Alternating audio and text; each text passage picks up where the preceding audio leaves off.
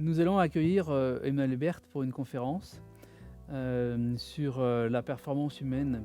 Alors ce qui est en fait assez intéressant en fait, dans son approche, c'est qu'Emmanuel était un technicien, c'est quelqu'un qui a travaillé très longtemps dans la téléphonie et la communication.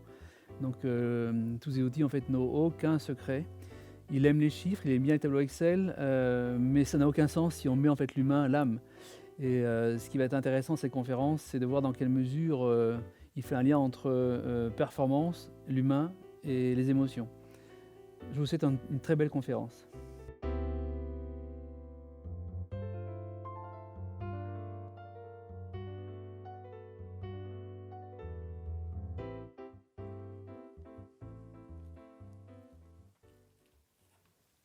Vendredi, fin de mois, 16h45. Confortablement installé dans mon fauteuil de direction, je regarde l'écran sans vraiment le voir. Mes doigts s'agitent nerveusement sur le clavier pour rédiger ce qui doit être la prochaine note de service. Au milieu du cliquetis des touches, la sonnerie étouffée et insistante d'un téléphone traverse la porte calfeutrée de mon bureau. Agacé d'un bond, j'ouvre la porte. Le son s'amplifie, résonne dans les couloirs où aucune silhouette d'apparence humaine n'en réduit l'écho.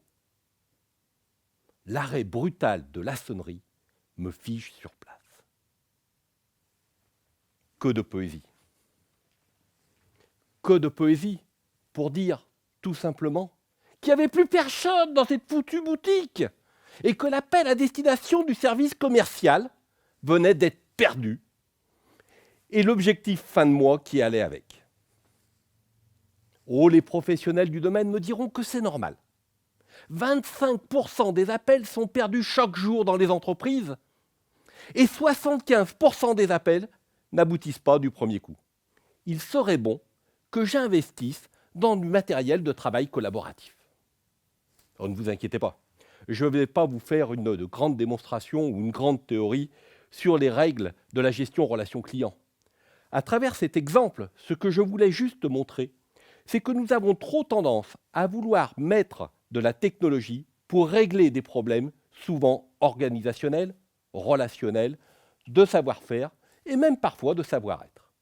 Et à force de vouloir mettre de l'intelligence artificielle de partout, nous sommes en droit de nous poser la question de savoir si ce n'est pas la nôtre qui est en train de le devenir. Et comme pour cette technologie, notre obsolescence n'est-elle pas programmée ? Alors, je vous invite aujourd'hui à mesurer l'impact de l'humain et de ses aptitudes techniques, internes, externes, interprofessionnelles ou relationnelles sur les prérequis de la réussite que nous appellerons les déterminants de la performance. Nous étudierons aussi comment transformer le collaborateur en acteur pour qu'il mette l'ensemble de ses compétences au service de la performance d'entreprise. Pour ça, je vous propose un voyage en 3 étapes. Le constat, les raisons de cette apparente démobilisation, l'impact de l'humain sur les déterminants de la performance, et enfin, l'humain comme levier de performance. Le constat. Dans les entreprises aujourd'hui, nous entendons régulièrement les managers nous dire on aimerait des collaborateurs un peu plus impliqués, plus responsables, plus engagés. Oh, le climat est souvent tendu. Mais sommes-nous bien conscients que 40% des collaborateurs aujourd'hui ne se sentent pas appréciés dans l'entreprise ? Que 70% des collaborateurs estiment ne pas être valorisés au juste prix de leur travail ? 77% des collaborateurs estiment que la reconnaissance de leur travail par l'entreprise est essentielle à leur motivation. Gardons bien à l'esprit que l'état d'esprit du collaborateur influe directement sur sa performance. Et je citerai une dernière estimation, 25% des collaborateurs estiment ne pas être heureux dans l'entreprise du fait du climat social qui y règne. Nous voici donc face à une équation avec plusieurs variables d'ajustement, qui sont la performance d'entreprise, attendue, qui sont le climat social et le collaborateur. Oh, Einstein aurait certainement répondu ouais, E égale MC2. L'efficience ou l'efficacité de l'entreprise est égale à la motivation du collaborateur démultipliée par le climat social apaisant et permettant au collaborateur de se satisfaire de son environnement. Mais attention, le climat social, ce n'est pas seulement des salles de baby-foot et des séances de méditation. Nous l'avons dit tout à l'heure, ce qu'attendent avant tout nos collaborateurs, c'est de la reconnaissance dans leur travail. Alors je prendrai 2 points essentiels à garder en mémoire. C'est que nous ne pouvons pas motiver un collaborateur. Nous pouvons seulement créer un environnement propice à sa motivation. Et gardons bien à l'esprit qu'un collaborateur n'est motivé que pour ses propres intérêts. Il faudra donc donner du sens aux actions menées par l'entreprise pour que chaque collaborateur puisse identifier ses propres intérêts. Et dernier point essentiel à garder à l'esprit, c'est que c'est souvent les collaborateurs les moins bien payés de l'entreprise qui sont le plus en contact avec nos clients. C'est donc eux qui portent l'image de marque de l'entreprise. Et cette image dépend directement du climat social qui y règne. Alors, pour aller sur le chemin de la performance par la satisfaction, nous devrons travailler sur les fameux déterminants de la performance. On en distingue 3, qui sont les moyens techniques, la compétence adaptée et le climat social.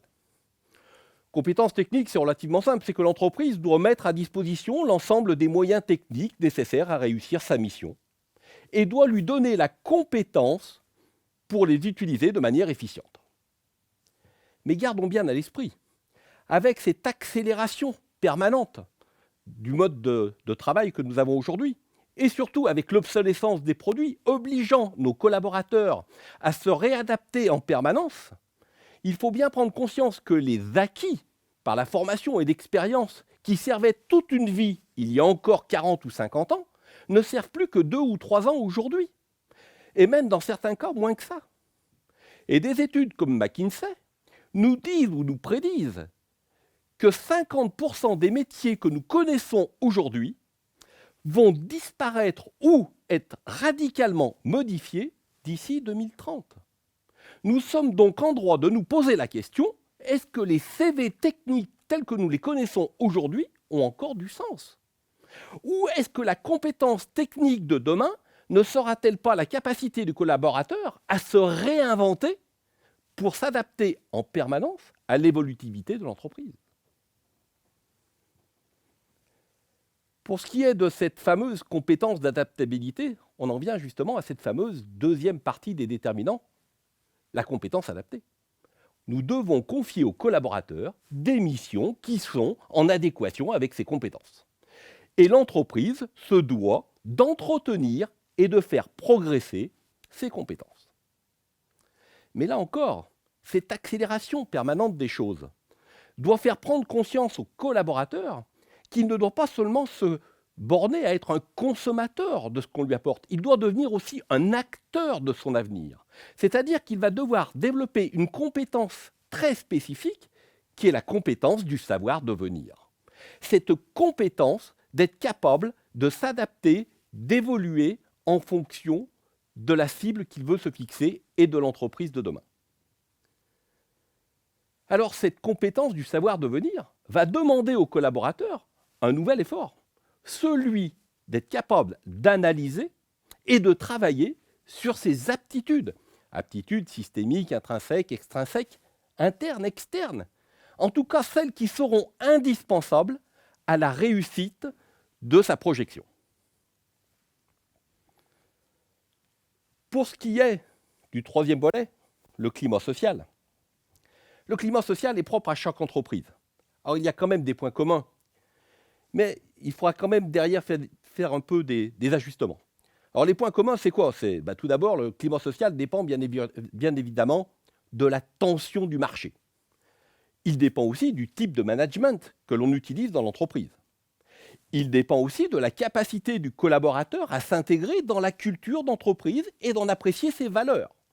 Mais surtout, il va dépendre de la capacité de l'entreprise à fédérer l'ensemble de ses collaborateurs autour d'un projet commun en valorisant le travail de chacun. Donc, pour ce qui est de l'humain comme levier de performance, il est vrai qu'à partir de là, nous pouvons nous poser la question. Est-ce que les compétences que nous avons recherchées hier sont celles qui réussissent aujourd'hui et qui réussiront demain? Je ne sais pas. En tout cas, la seule chose que je suis sûr, c'est que chacun de nous possède la capacité d'évoluer et de progresser et de développer ce qu'on appelle les fameuses aptitudes pour pouvoir s'adapter aux besoins de l'entreprise de demain. Et je pense que les entreprises qui réussiront sont celles qui seront capables d'attirer, conserver ou de faire évoluer ces talents pour non pas devenir des experts sachants, mais devenir des spécialistes collaboratifs capables de partager et qui pourront travailler ensemble sur la performance d'entreprise. Alors si la performance d'entreprise et si la montée en compétences de nos collaborateurs est essentielle, elle deviendra certainement un enjeu majeur du management de demain. Alors je vous pose la question, pourquoi attendre demain pour essayer de mettre nos collaborateurs sur la spirale de la réussite?